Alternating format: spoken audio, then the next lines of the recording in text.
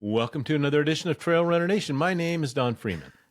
Hey, do you guys notice that every time Don starts, he does a gesture with his welcome to welcome? Is that I do that? You do Ryan, that. do I Go do ahead. that? Yeah. Let me try to do it with my hands in my pockets. All right, let's see what happens. Do it again. Welcome to another edition of Trail Runner Nation. My name is Don Freeman. And I'm Scott Warr. And today we have Coach Ian Sharman on the podcast, and we're going to talk about how to recognize BS, or what you've been told as a beginner runner, what you've heard online or wherever you've heard it. How do you get through the minutia? And in order to introduce Ian, we thought, well, actually, if you've listened to the previous podcast with Ian, I usually do the introduction, and sometimes I get things wrong, and Ian has to correct me, and that's good because we don't want to have fake news here at TRN. But we thought, since this is BS or no BS, we should have a BS or no BS intro for Coach Ian Sharman. So we'll play a little intro music. And what we're going to do is I'm going to state 10 facts about Ian Sharman. Don is going to say BS or no BS, and Ian will then correct both of us because some of the things that I may think are true may be BS. Some of the BS stuff actually may be true. So I'm fooling myself too. In fairness, Scott, most of the things I know about Ian may have been from the introductions you've provided. So, you know, and it could be wrong. It could be. So I'm game. Okay. I know about me from the introductions. Well, let's go. So we'll see what else we can make up. Yeah. If we tell Ian enough times some of the stuff that we've made up about him, he may start adapting or adopting some of those things. Okay, let's get on the road. How many of them? How many of 10. them so I can keep score? 10. Okay, I got 10. it. Ready. 10. Ready. Okay. Fact number 1. In order to train his brain right after long training runs, he tries to solve 3 Rubik's Cubes that are messed up in less than 5 minutes. So after he finishes his run, he has Rubik's Cubes, and he tries to solve 3 of them in under 5 minutes. Well, I was right off. There's no chance. And then he shows us a solved Rubik's Cube right there within arm's reach. So I'm going to say probably closer to 10 minutes. I say that's false. Ian? It's completely false. I'm really bad at it. Yeah, I certainly couldn't do 3 at the same time. Have you ever? Can you solve it? Not really. No. That's why I've kept it in. I solved it once to then. I'm not touching it for now.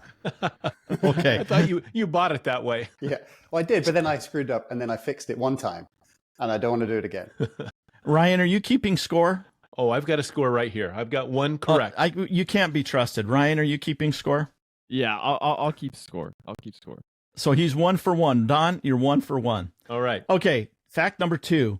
He ran his fastest marathon ever on all 7 continents, completing each, these are marathons, each under 3 hours, including one in Antarctica.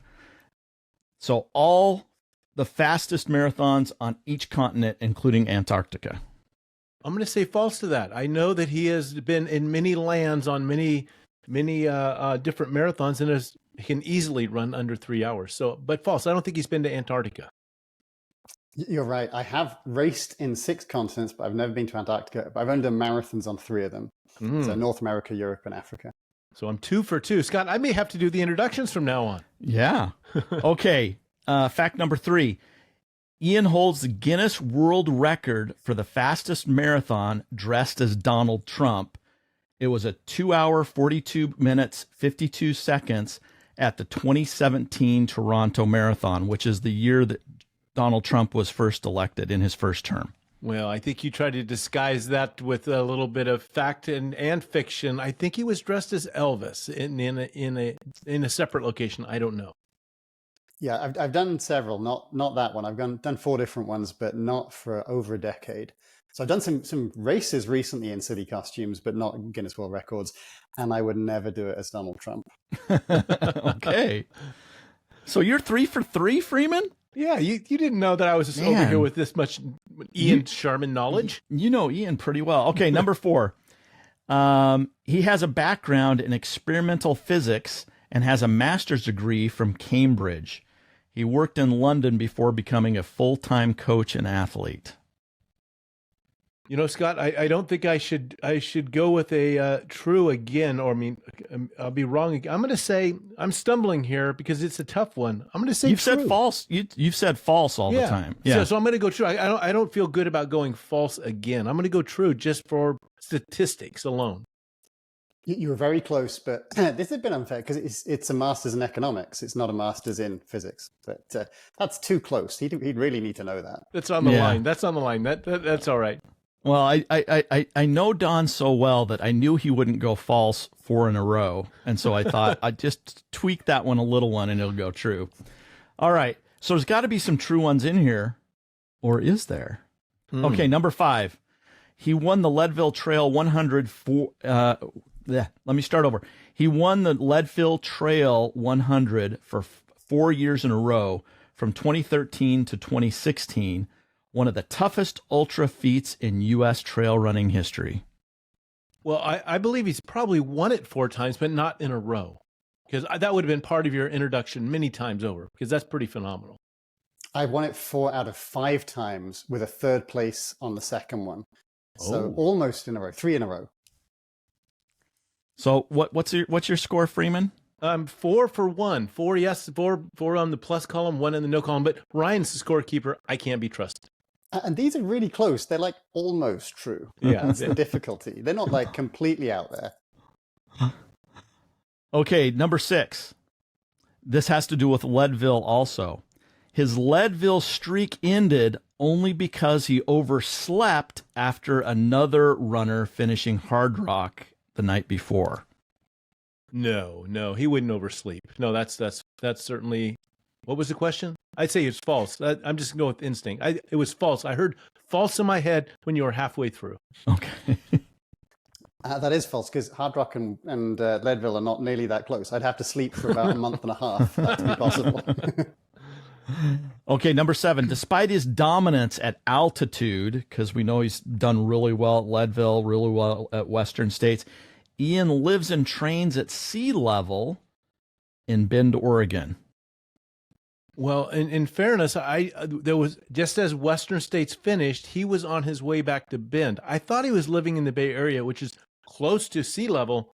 So I'm kind of mixed here. I'm going to say, based on my limited knowledge, I'm going to say yes, sea level, Bend. Is Bend at sea level? Bend I don't is think not so. at sea level. Bend is just next to the mountains. It's 3,600 feet. And Right, I've been so here I'm the going to last have to 10 go years, false. I have to but go I false. did live at sea level in the Bay Area for a good chunk of the time you guys have known me. So, Ryan, did I get that one or not? I mean, that was some No. beast. No? No, because No, Ben's okay. not at sea level anyway. All right. All right, we're almost done. For those of you who are just wondering when we're going to get to the meat of the podcast, we're almost there. This is number 8. Ian is one of the few runners to complete the Grand Slam of ultra running, which are the 5 iconic 100 milers here in North America, and set the record for the fastest cumulative time at 69 hours, 49 minutes. That was back in 2013. Not sure of the time, but I believe that is a true statement. It's 4 of the 5 or 4 of the 6. It's changed a bit over the years, but yeah, that is the time. And yeah, that's 2013. Let me mark that in the made it column. Go ahead, Scott. That's a good one. Okay. Number 9, Ian was disqualified from a treadmill speed challenge after breaking the belt within the first 3 miles. No, false. He did not break the belt. I've broken it in gyms, but not in a speed challenge like that. Have you really broken the belt? I'm sure everyone must have. No, I'm I've kind of never old and broken a knackered belt. occasionally. Yeah, I've multiple times. Yeah. Okay. I'm gonna have to run. I'm gonna have to run a little harder. All right, last fact. Before every 100-mile race, Ian has a little bit of what's the? I can't think of the word. Vegemite? No, the superstition. You fix that, Ryan. Before every 100-mile race, Ian has some superstition. He eats exactly 13 jelly beans for luck. Is that your question, Scott? Is that your statement? Are you That's my serious? statement. Yep. You know, I have no idea. And that would be crazy if that's what you do, Ian, but I would support it because it's been successful. Scott, I know you well enough to never end on something negative. You are going to end on something positive. So without even me really thinking about it, that is absolutely true. It is not true. And also, why would I pick 13 for luck? That's Scott and his twisting facts. Well, I think that's BS, Scott. Let's get to the show. All right. Well, Ian, thanks for joining us. What we're going to talk about, we may throw out some facts that maybe Ian's coaching clients have heard that he has had to dispel and say, you know what, I don't know where you heard that, but that's BS. But more importantly, we're going to talk about how you can know or where do you turn for the good information. How do you know that, we mentioned before the podcast that Elon Musk should not be trusted with matters of hydration or nutrition. But if you're talking about electric cars or space travel, maybe he is the expert to talk to. So Ian, tell us a little bit about why this topic. Have you been hearing a lot of untruths out there lately?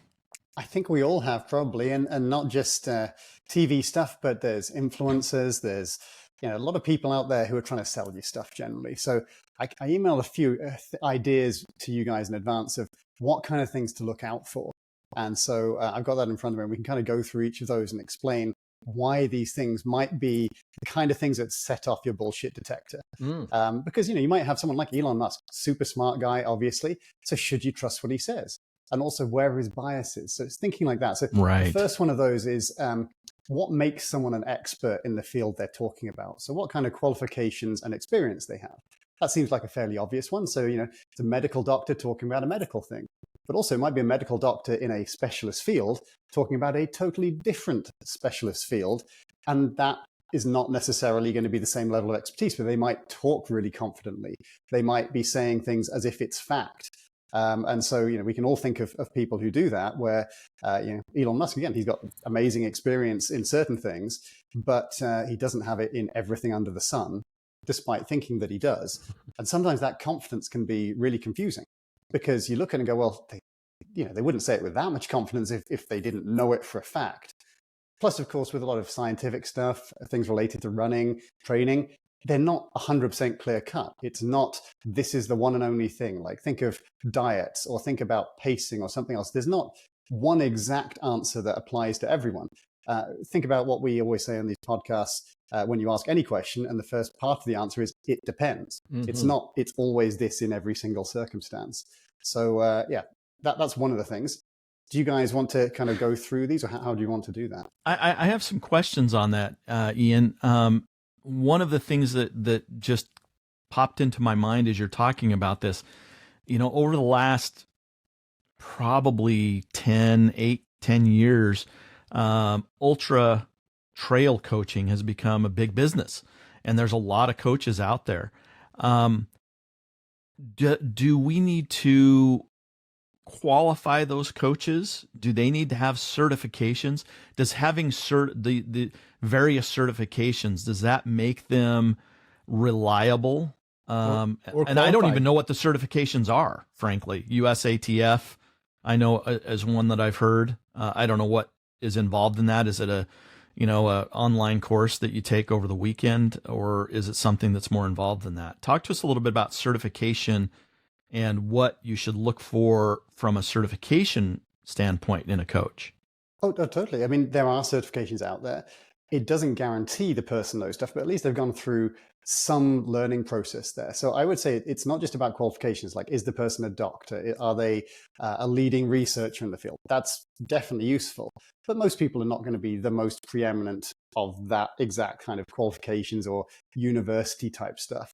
It's also about experience. So you want someone who has an idea about what they're doing. So a graduate right out of university who's done a master's in physiology is going to have some really good knowledge, but they also need more practical experience for that to work out well. So I always say it's definitely useful to have qualifications, but that can also be a way to mask things. Like if you put a load of letters after your name or a load of in some cases, fake qualifications. They might be things that are very easy to get, where you can just buy a certificate online, or they're lying about the qualifications they have. So that alone isn't enough to know someone knows what they're talking about. And some of the other things we go through, even when someone is an expert, it'll give you some warning signs there. But I'd say it's a combination of qualifications and experience. And the way you can learn more about that is seeing how they talk about things. And again, some of the other things we talk about will give an idea about, are they talking about it in the right kind of way to be credible? Or are they, I don't want to give too much of it away, but we'll talk about them kind of bit by bit. A comment that comes to mind as you guys are talking about that is, just because a person is standing on a podium or has a history of it doesn't mean their opinion is right for you. And so you have to qualify even information coming from someone that performs very well, because it might not be right for you. Well, the perfect example here would be people giving nutrition advice. You might have a PhD nutritionist saying, oh, you need to do this for athletics, and this is what I did to make myself get over a particular problem or to win races. And you might have another one saying the exact opposite. I mean, nutrition is such a perfect example here, because you're going to have the keto people for running. You're going to have the low-fat kind of side of things, where they're saying you don't need to have carbs. Then you've got people who say you need a balanced diet. You need to be a vegan. You need to be high carb. Pretty much every type of diet is out there. So also, what kind of sense check can you do on the advice they give?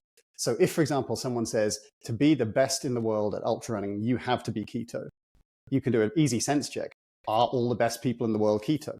Are the Olympians doing the marathon all keto? If not, then at the very least, it doesn't mean that that is the one and only path. And you'll see Olympians and top ultra runners who are pretty much everything in the spectrum of different diets. Less so of the pure fat thing. It's definitely going to be more carbs, because that is the scientific consensus that that's important. But anyone who's saying it's their way or the highway is generally, that is a massive bullshit detector alarm thing, because there's always nuance. And it may have worked for them. It doesn't mean that it wouldn't work for you, but it also doesn't mean it's the one and only perfect thing. You know, I was lucky enough to be working recently at the El Dorado Creek Aid Station at Western States this year. And one of the people that I was anticipating seeing and meeting was Jim Howard. He is older than 70, I think. And I think he's exactly 70, actually. So, and he has previously won Western States a couple times. Once he tied with David Latimer. They walked through the same time. And then Doug Latimer. Doug. See, this is BS, no BS. I love that Ian is correcting us. But here's the thing that I thought of, and Don was unable to be at the aid station, and you would have appreciated this. Jim came down the hill and came into the aid station, and he had two smaller sized Gatorade bottles with duct tape handles, which is something that I've seen a common friend of ours, Lee McKinley. And just the way that he was dressed and the gear that he had, I thought, this is someone, if I was running with him and he gave me some advice, I would believe it, because he has some experience just by looking at him. He doesn't have a PhD, at least that I know of. Maybe he does. But he has experience, and he has horse sense, and he has the trail that has educated him over the years. How do we know, Ian, when we're talking to people that may have a hydration pack and some, $25 sunglasses that are bright pink? How do we know if they're telling the right thing? How do we BS meter them? Part of that expertise we're saying is age and experience matters, but also someone could have got set in their ways. They might have found something that worked for them in the 80s, or they might be thinking of dietary advice from the 80s that they've just stuck with, and maybe they got away with it. Maybe it was the right advice, but that's become lodged in their mind as the one truth. So age doesn't necessarily mean that someone knows everything. But yeah, someone who's been out there and done a lot of things, if they believe something that's kind of incorrect or has a bit more nuance, they've probably got enough experience that they've seen some of that in practice. And at the very least, they can say, oh, yeah, well, I always used to think it was this. Then I had this one thing happen, and then I was able to learn from that, because they get a lot of time to do that. And a good example as well of when someone's talking outside of their area of expertise is, I know nothing about really cycling or triathlon, but they're very similar to running. All running is, distance running is fairly similar. So whether it's 5K or a 200 miler, the principles are going to be fairly similar. So I can confidently talk about those things.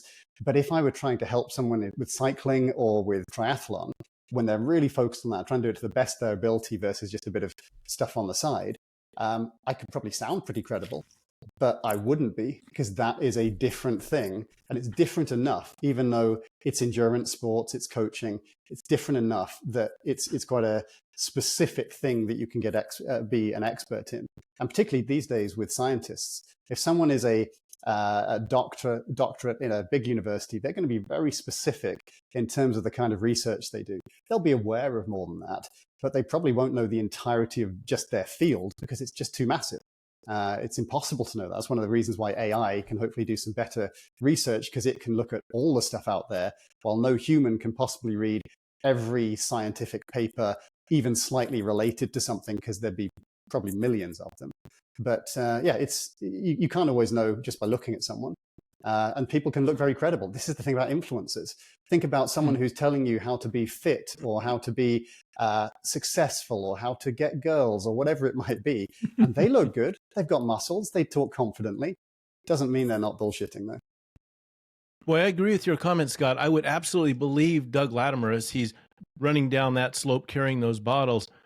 And I would change your word, instead of believe to, I would try. I would try what that person's doing, and then to see if it works for me. Do not just bypass it. Maybe there's some magic there that he's holding. So I'd give it a good try, I think, is the best approach for all things as we go through our BS meter, as we're looking at it. Give it a go. See what works for you. Well, the next one that is a really big one is, where is their bias? And in particular, are they selling you something? So if I'm telling you keto is the best thing, and I'm selling some keto pills, or I have, own a ranch of cattle or something, I've got a bias there. It doesn't mean that I'm bullshitting. I might really know my stuff, and I might be really into that because I've seen it work and I know as much as possible about it. But there'll still be that it depends. It's not going to be the one and only definitive answer. So when you listen to me, I'm a coach. I sell coaching advice. So take that with a pinch of salt. When I'm saying something, there is a bias. I'm trying to convince you that I know what I'm talking about. It doesn't mean that I'm just making it all up, but it's something to be aware of. And that's the kind of subtlety that I thought was really useful for us to discuss, because someone can be right about certain things. They can be right about most things, but they could also be wrong about other things. So having that bias particularly will make you more likely to do it. So maybe you get money from it. Maybe you get paid by sponsors. Maybe you sell magic pills or something. A lot of podcasters do that kind of thing where it's like, oh, and on our shop, you can buy all these things that we're telling you are the one and only best way of doing it. But try and work out what someone's bias is. And this goes well beyond just advice for running. Obviously, it's in absolutely everything. Don and I are good friends. Oh, here it goes. Here it comes in. I had to say that because one of my favorite things about Don is he will try something. And all of a sudden he thinks that is the best thing that you can ever try or use in the whole world. He jumps in with both feet. We've done an episode on cold plunges, and he has this cold plunge. Did you get your cold plunge on? July 12th. Everybody listening is invited to come over and give it a go. and he is just thinks that this is the thing that's going to keep him alive until he's 130 years old. And I love that about him. But Don has biases, and his biases. And the people selling it to him have biases as well. Yes, they do. Yes, they do. And that doesn't mean that it's completely false. And we've said this again and again and again. So if you're going to write an email and say that we're doing the communities a disservice, we've always said experiment of one. Try it. And if it works for you, keep doing it. If it doesn't, then stop doing it. But You're right, biases, and Don is the biases king. I don't know how if I'm saying that word right in that context. I think it's defined as full of BS. I think that's what you're trying to say. Now, It's a Ian, really By nice the way way, of saying that. Yeah. he had me drinking this stuff for 30 days that tasted. It was the worst tasting thing I've ever had in my entire life, but I did it for 30 days straight, thinking that it was going to change my life, and it may have changed his, but my experiment of one says I drank bug juice for 30 days in a row. well, my big sales pitch on that was I've done it 10 days and I feel like I've rolled back the clock 10 years. And if you won't buy that, then you won't buy anything. Now, Ian, so I'd like, as we're on this thread, how about walking into a running store? I mean, Good point. as you're looking at the salesperson, I'm kind of vulnerable because I'm looking for a solution to something. And They're selling something. and they're selling something. So how do you protect yourself? What do you do? You can think of a couple of things. You can, again, think of how biased would they be. So I would say typically, it's often runners who work in running stores. They're usually trying to help people. Yes, they're trying to sell something, but the person you're speaking to is not necessarily the owner of the shop who's getting the direct benefit. So are they on commission? If someone's on commission, they're much more likely to be biased because they want to sell the most valuable thing. And that applies to anything. But I would say with a running store, they are generally going to be more helpful than average. So there's maybe a bit less bias because they're runners trying to help, and the reputation of the store comes down to, are they giving you good products and good advice? And they'll be known typically within the running and the trail community locally. So I would say a running store, less biased than a car dealership, where they're probably just, oh, no, you should have all the add-ons. This is the car you want, the one that's another $10,000, because they're getting more money themselves. So their incentives are not aligned with yours. And again, as we learned at the beginning of this, I was an economist. I worked as that for about 9 years as well. So everything is about incentives. If you change the incentives, then you change the outcomes. So if I said to you, you get $100 for every candy bar you eat, you're probably going to get fat because that's a lot of money. But if I say to you, I'll give you $100 for every day you don't have a candy bar, then you're going to eat less. So, you change the incentives, especially monetary ones, but it could be to do with fame, could be to do with likes on Instagram, kudos on Strava. So there's always biases out there that aren't necessarily just about money.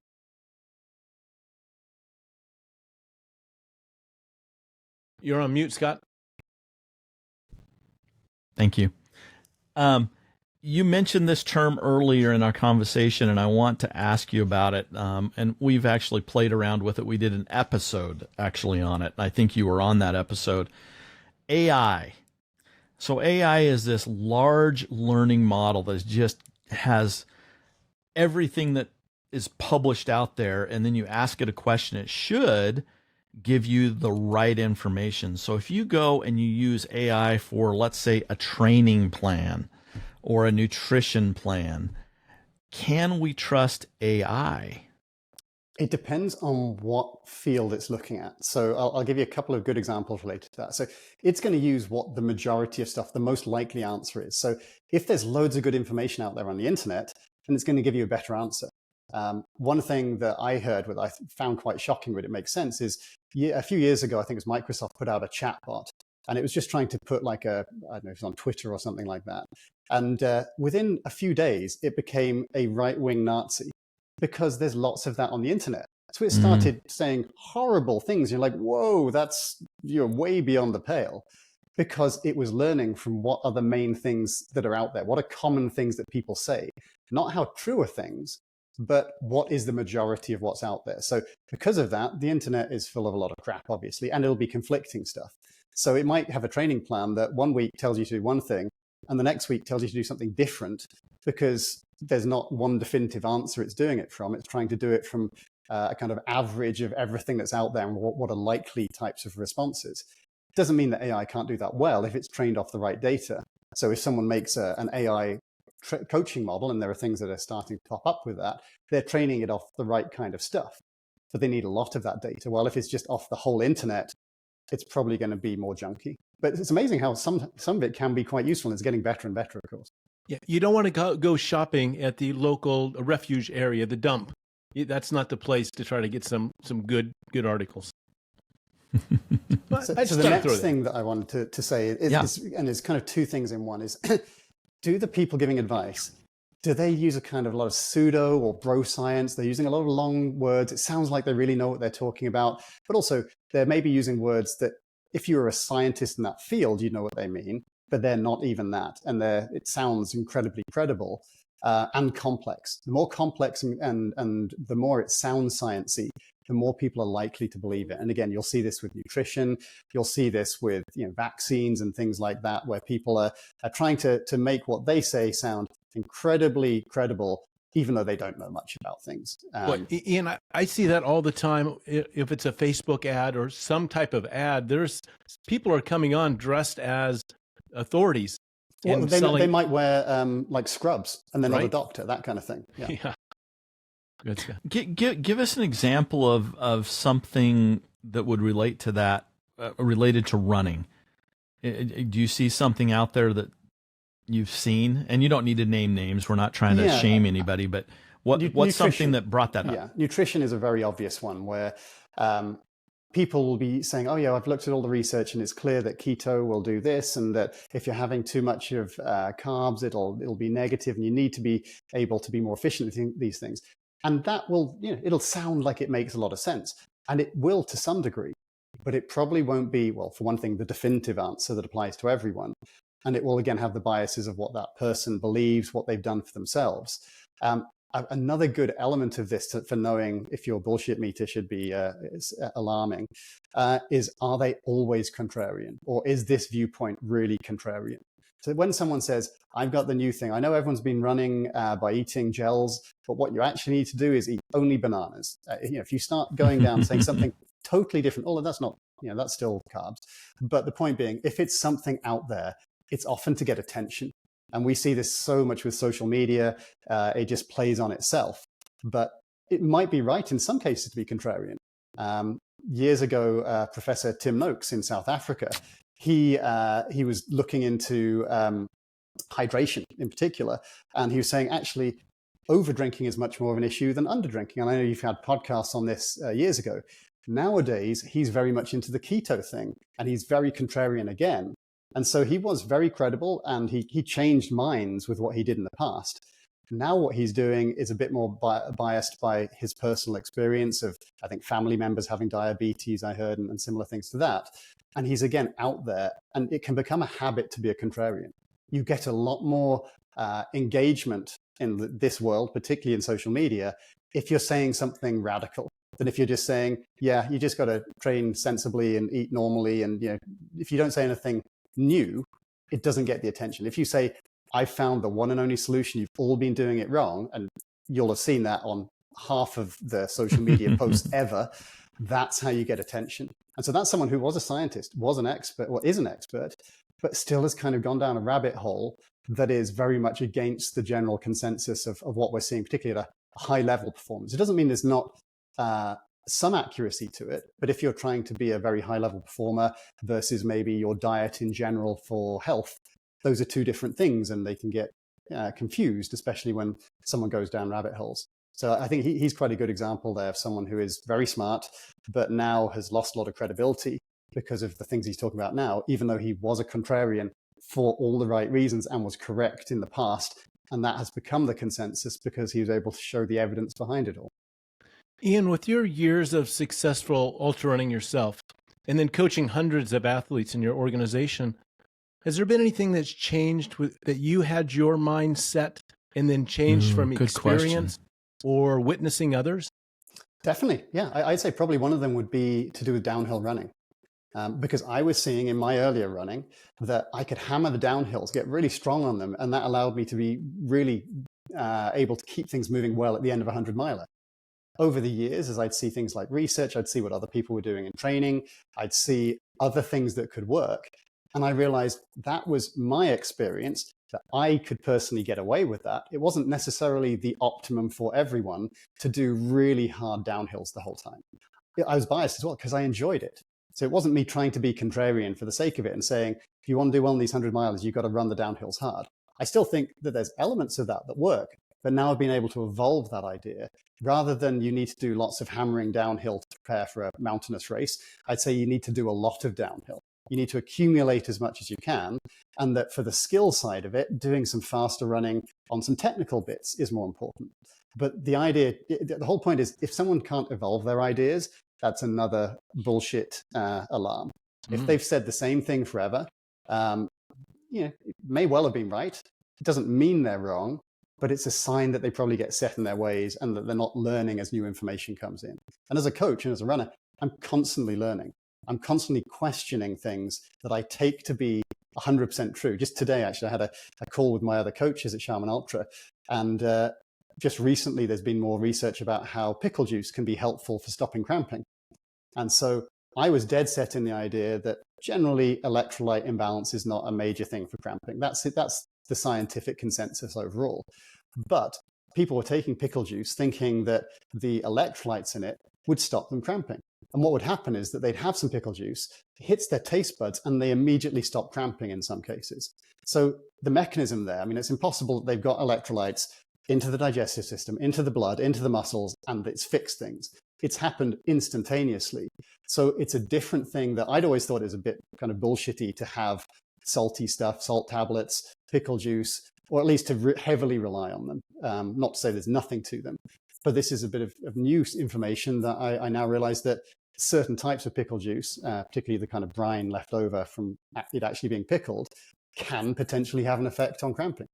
So you always want to be questioning what you believe and why you believe it, and is there new information out there? And so anyone giving advice who isn't doing that, again, doesn't mean they're wrong. It just means you've got to be more wary about what they're saying. I don't want to drift away from our... Go ahead, Scott. I just want to say I have a gallon of pickle juice in my refrigerator because I don't care if it's placebo or not. It works for me, and it's probably placebo, and I kind of like it. Tastes good. Well, supposedly it is more than placebo. That's the point. That's the new information that I'm gathering from this, that things that have quite a strong taste, so things like mustard as well, could potentially have this effect.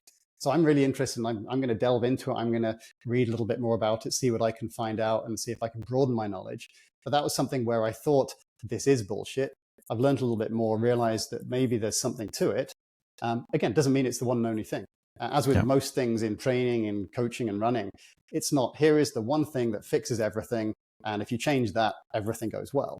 It's always multifactorial. There'll be lots of things that will go wrong in a race, and you've got to identify all of them and try and work out what you can improve.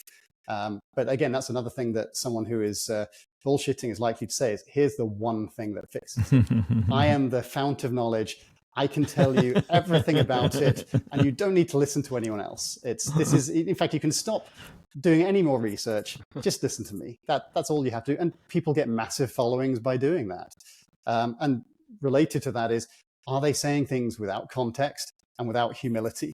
So, if someone says, I'm certain of this, just that alone should set off your bullshit radar. I think you've just described every podcast that's in the interweb. This is why I thought it was a good topic, because the information you'll give on one podcast, another podcast will literally say the opposite. So how can you tell what is more credible? And both could be right in different circumstances. That's the kind of thing that we're trying to kind of tease out today. Ian, is this an intervention? Is this what we're doing here? Hey, I don't want to lose sight. Entire world internet. I want to fix it. I don't want to lose sight of our BS meter conversation, but I want to go back to the top of that hill that you talked about. Hammering down to the bottom. Certainly, you're going to save some time by moving swiftly down that. But in the scheme of things, throughout the race to the finish line, do you think there's a loss of overall finish time for what you lose hammering that hill of beating up the knee or the foot or the hip or your low back, whatever it might be that you're sacrificing for that increased time at the bottom? You think overall you'd have a better finish time just being moderate through the whole thing? Well, what I was talking about there specifically was being able to do some really hard downhills that worked for me, particularly when I was in my 20s. A little bit harder now, but I can still do it in my 40s to some degree. Last couple of years we talked about, I've done some downhill marathons, but that's not the same as technical off the side of a mountain stuff, which also has a lot more skill-based stuff to it. But no, what I originally thought, the kind of paradigm of that downhill training was, if you do harder downhills, then it makes it easier to do easier downhills in, say, a 100-miler, and it makes your legs stronger. And there is definitely some truth to that. But also, there's a much higher risk of getting injured. There's more chance of twisting your ankle and having a fall. So there are setbacks there and downsides that weren't necessarily downsides for me at that point in my life, but I wasn't probably giving those enough weight. And this is also another thing of, I've been coaching for 16, 17 years now. So you see so many different situations, different ages, different skill levels. It makes you question, does this apply to all of them? Or is it only a subset? And what is the answer for other people? And usually it's going to be there's multiple different things that work in the same category. I'm thinking of our good friend that's been on the podcast a number of times, Alex Hutchinson, who is a sports science writer. He's written a couple really, really good books. And he is at the core skeptical. Anytime he reads a research, he's very skeptical and really, slices and dices it and tries to understand the research. As we're trying to understand what's BS and not, what do you suggest that we do with the research out there? Is there a place that we can go to get those right answers, or is it just good to be skeptical and ask different sources? I think what Alex does is exactly right. I love reading his stuff. I love the way he talks about it in his books. You should start off with some skepticism. You should be thinking, okay, if someone's telling me something, again, what are their biases? And if it's a piece of research, their bias is to have a finding versus not a finding. So if they don't find a correlation, then they're not going to get published. If it's just, oh, we did this thing and there's nothing out of it, we found that there's no correlation, that's a valid outcome. But there's bias to not have that because it won't get published and it won't help them with their career, etc. So there's always those biases in there. And particularly in sports science, there tend to be very small sample sizes. So they might have found something, but it's really just too small a sample to say how big the effect is or even if the effect is there. So there is definitely an issue with that. I just listened to a podcast recently that it's very difficult to replicate most of sports science. And this applies, I think, across a lot of science, which can make people lose faith in it. And they just go, oh, it's all made up. It's all a load of rubbish. That isn't the takeaway, but it's that there needs to be the ability to replicate things. So what Alex does is exactly right. And I would be skeptical of really anything that I'm reading, especially when it's new, especially that pickle stuff I was just talking about. I was highly skeptical, but I'm open to being convinced and seeing evidence. But it's never definitive evidence. So that pickle juice stuff, it doesn't mean that for everyone in every circumstance, when they cramp, it will stop them cramping. But what are the circumstances where that does apply? And that's what I'd like to learn a little bit more about. I'd like to know that there's research being done about it. But sports science isn't perfect.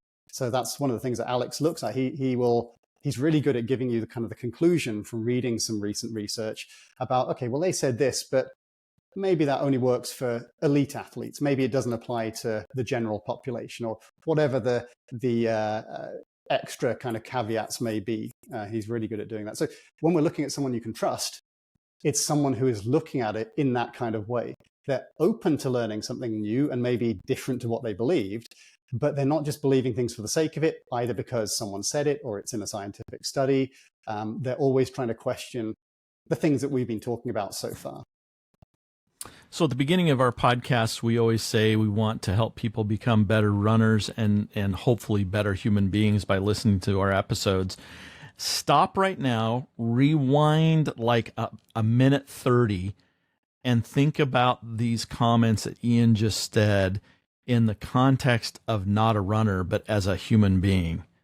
That be skeptical about what you're hearing, but be open to try new things.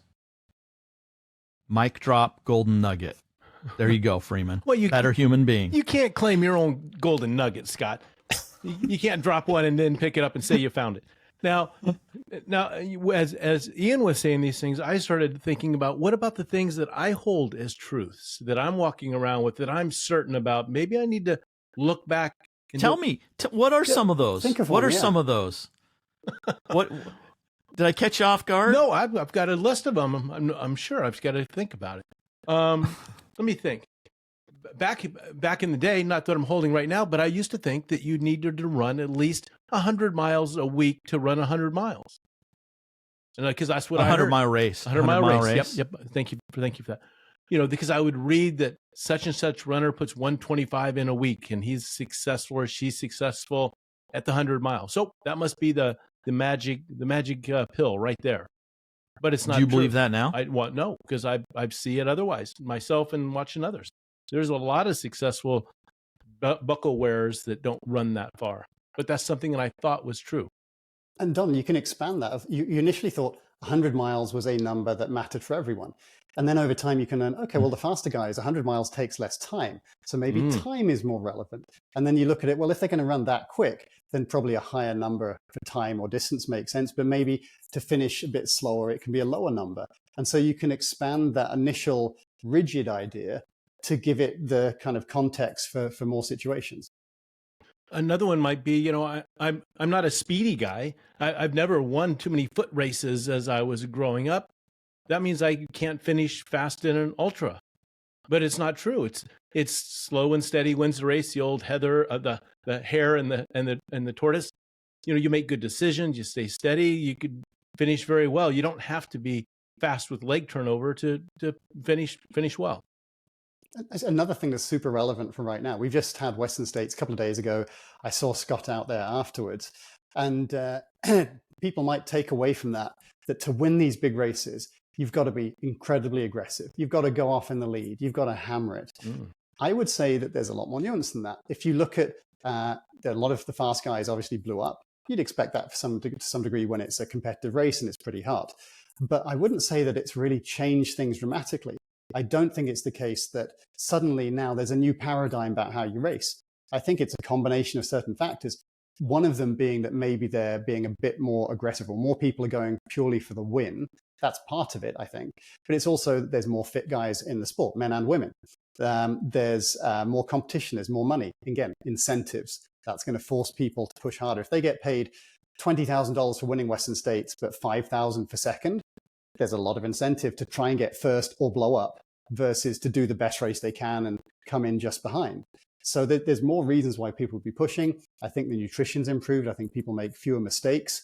When I was first doing Western States, I'd see elite athletes making silly mistakes. Killian in 2010 didn't run with water at Western States. This time he did the heat training. He had the crew and he was icing himself. He's doing all the things right. So things have evolved to allow people to run faster. But I don't think it's necessarily changed things. And again, this is the contrarian thing saying, well, now they used to just be tortoise and the hare. Now you've got to be the hare. I think you still need to be the tortoise. It's just a higher level of fitness and some other things that are slightly moving the needle. I think one of the things that I now believe is not BS is I can win Western States if I wear my grandmother's knitted sweater. I do not get that reference. Okay. No one got it. I don't know if you saw Nike had these knitted sweaters. They look like knitted sweaters, thick yarn that were very porous, lots of holes in it, but it looked like your grandma knitted this shirt. And the idea is they could hold more water and provide more airflow and help with hydration. So Ryan, you can cut that out. It landed nowhere. Scott, I would keep it in now. I would buy into that. I think it sounds good. I would wear that and tell you in my first half mile running, I've found the answer. Yeah, it was one of those. Every year a company comes up with like this new tech that they unveil at Western States, and there were a few of the elite athletes that had these white, honestly, it looked like your grandma's blanket or crocheted blanket over them. You know what it reminded me of? It reminded me of what an American footballer wears on the outside of all the padding, but just one that fits. It kind of looked a bit more like that to me, because that's a bit aerated as well. Yeah. Anyway, Ryan, you can remove that. That was a silly. Hey, I'm curious, Ian, you are experienced at marathon distances, ultra marathon distances. Let's back up 15 years. When did you start running competitively? Kind of late, about 2009-ish. So I started running completely in 2004, 5. And then it took a few years to start winning stuff. So 10 years ago, let's go back 10 years ago. What are some of the beliefs that you had heard from the media or books or other runners that you found was complete BS? Can you think of anything? I think it's more an evolution of ideas. I don't know many things people were doing then that were completely wrong. It's still tried and tested. People had been running Western states at that point for when I first went there for 40 years almost. So it's not like this is the new thing and last year they believed something and now we've totally learned new things. But no, I can't really think of things that have dramatically changed. That's the point. It's more of an evolution. Like we have better gels now. They're easier on the taste buds. They're easier to digest. The idea of having different types of sugars has changed, but it's not that we weren't trying to have sugars before. And even I think in the 80s, they were having, maple syrup and stuff, weren't they? That kind of thing to basically have a made up gel. And then that eventually becomes what the products we see today. But I think that's the main thing, that usually it's not that, especially if it is being done by elite athletes and things were less competitive then, but it's still being tested in the crucible of people competing. If something really doesn't work, it'll get tossed aside fairly quickly and people will stop believing it. And so it's more just improving things incrementally. Like think of shoe tech. The shoes in the 80s, it's not like they were garbage, but now they're better. And it's not like they've decided now you have to have flippers and that's the better thing. It's a slightly different version of what we originally had. Go ahead, Don. No, I have a comment. Go ahead. I was just going to say, one of the things that I noticed, and I notice this every year working aid stations at Western states in the canyons, these runners, and they're not the elite runners because they have their crew and their posse that are just taking care of them. It's usually, the mid to the back of the pack that may have crew, but they're kind of self-supported. And I see these hydration packs that they come in with, and no joke, I probably a dozen that I help them take off to refill their bladder or whatever, like 20 to 25 pounds. You would have considered them weight vests, Ian. I mean, and I'm trying to think, they come into El Dorado and their next aid station is less than 3 miles away. It's an uphill climb, but it's less than 3 miles away. And they're getting 2 bottles and a bladder full. And I'm saying, you don't need that much. Take 1 or 2 bottles max. But then I also see all this gear that they have in there. And I'm thinking, where's the BS meter there that they've been taught that they need to be preparing for the apocalypse and have their everyday carry paraphernalia in this hydration bladder. Well, of course, as well, I'm now more of on a soapbox than anything. I get what you mean, but the heavier what you're carrying is, the slower you'll go, and the more you have to carry food and drink. So a good example of this is thinking about doing the Grand Canyon. So if you do rim to rim to rim, it's about 42 miles. A lot of people will hike it, so they have to book the accommodation a year in advance. They've got to take a tent in, all this extra weight. That means they can't run. Well, if you can do it in one day, as an ultra runner can, you can just go with a bladder. There's water refills along the way. You can carry enough food. You can top it up a little bit at the ranch that's at the bottom and buy some stuff like an ice cream. But the more you carry, it does have a downside that it changes how you race. So usually it's not going to be quite that extreme of like carrying a 20-pound backpack that has your sleeping gear in. But if you're carrying too much water, it will take you longer to get to the next aid station, and you need more of the water you're carrying. So you're self-fulfilling prophecy. Exactly. Yeah. You need to find the optimum of what is the amount you need to get to the next aid station without slowing you down too much. And it shouldn't be too heavy in these races. A little bit more in a 200 miler. For example, Bigfoot 200's coming up. They've just been told one of the aid stations they can't get into it. So there's a 35-mile stretch without aid. So you've got to carry more for that, which will make you slower, which means you've got to carry even more to allow for the fact it'll take you even longer. So that's a more extreme situation. But at Western states, the aid stations are usually 5 or 6 miles away. So it's not massive gaps. I think that's the biggest change that I've seen in the last 20 years is bottles versus hydration vests. I didn't see any hydration vests 20 years ago, and everybody had 2 bottles and carried that, or a couple on the hip and one in the hand or something. But hydration vests were pretty rare back in the day. And they have pluses and minuses, and that's the thing. It's not like a hydration vest is the best thing in all cases, or a handheld is. Handhelds have advantages. You can put ice water in it. You can pour it on your head. You can't do that out of a bladder. A bladder means that you've got a backpack, so you can carry more stuff. You can not have it in your hands, be a bit more efficient that way. You can have pockets to put food. So there's always that nuance. And so someone who says it has to be handhelds, bullshit. has to be a backpack or it has to be a bladder in a backpack. Bullshit. It depends on the exact circumstance. There are a couple more things I want to kind of highlight that I think are useful. So often on this show, and in fact, well, it's not related to the hat you're wearing, but it's kind of similar. That we always talk about an N of one, that what will work for you is a little bit different to what works for other people.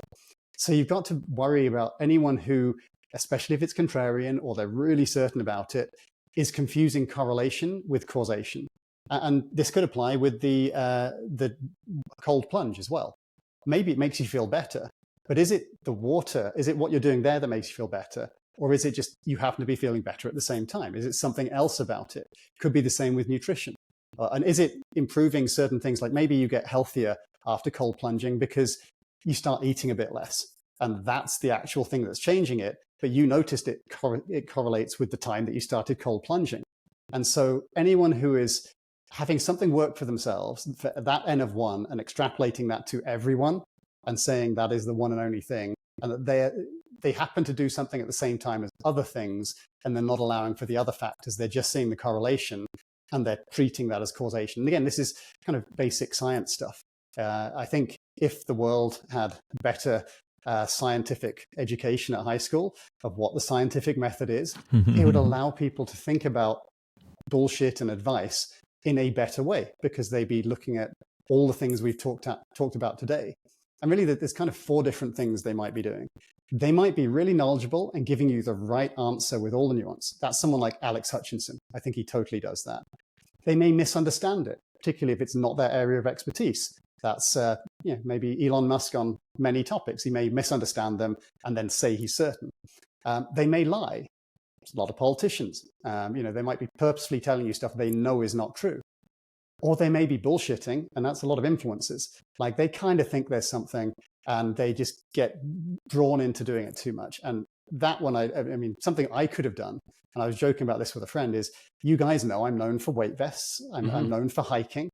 I could have written a book. I could have made a product of, here's the Ian Sharman weight vest. Here is the one and only training method that will make you faster. It'll make you more muscly. It will improve your sexual prowess. I could have said any number of things to try and sell this. And I'm sure I would have made a lot of money, but I would have to be bullshitting to do it. But, there's, again, the incentive. If you can make enough money, people will do it. And it doesn't mean that I don't believe that weight vests have a place and that hiking is super useful. But if I go all in on it, I also get that feedback loop of suddenly I have 100,000 followers on Instagram and they're telling me how this is awesome. And I start believing that I must be perfectly correct. And so that's the thing to be careful about, especially as you see influencers and athletes and coaches and others getting more and more popular, is there's a feedback loop on the stuff they're saying, whether it's to be controversial or to bullshit or to extrapolate from a small thing and then think that applies to everything.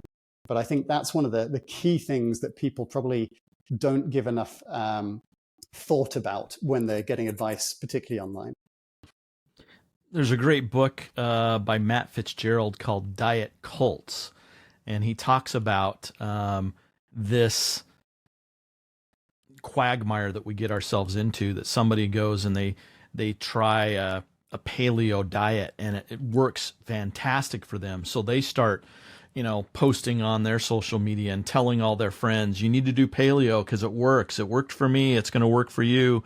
And all the feedback they hear is the same thing. Oh, it worked for me too. Oh, it worked for me too. And that reinforces this thought that what they're doing is the right thing, when in reality, there may be a little bit of truth behind it, but it's not the whole truth. It may not be the way for everyone. And so I think that's a really good point that you make there. And it's what most of what we're seeing is like that. And so just being aware of it, just being skeptical is a key thing. And people can start believing their own hype just because of that feedback. Right. And so they start to feel confident and they start to feel honest, because how would all these people agree with me if it was wrong? And social media does that so much more than the pre-social media era. So this is something that has got a lot more extreme in recent years. I met a gentleman at the aid station that was from Romania that listens to Trail Runner Nation. And I have just convinced myself that in Romania, Trail Runner Nation is the #1 podcast that everyone listens to. And so it's being reinforced by this one person that I talked to. Well, that's why it's good that Ryan gets it translated for you each time into Romanian. I mean, otherwise probably wouldn't be. Thank you, Ryan. Ian, this has been a great discussion. Did we get through your list? Is there something else? I think that kind of covered all of it. I mean, hopefully that gives people a better toolkit. And that's what I'm doing as a coach as well. To get in a race, a load of different things will happen. You're trying to work out how to deal with them. What is going to help this time? If it helped last time, why was that? Was it specific to that situation? Is this a different situation? But it's that mentality you need to apply to all your critical thinking, your politics, what you believe with your diet, with your running, with everything.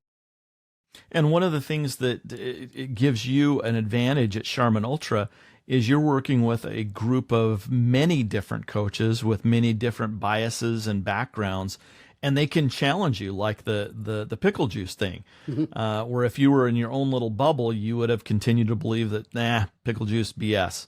But you have these other colleagues that are very well trained and very knowledgeable that challenge those thoughts. So I think that's one of the advantages that you can have if you decide you needed a coach, and you should go to charminultra.com. But remember, I'm biased because I believe that, because I have an incentive there. So still be skeptical about that. Yeah, but before we close here, I'm curious, Ian, how does your experience working for years as an economist play well for you as a coach? Good question. Well, how do those two match? Well, I've always been a numbers person, lots of maths exams and numbers-based stuff.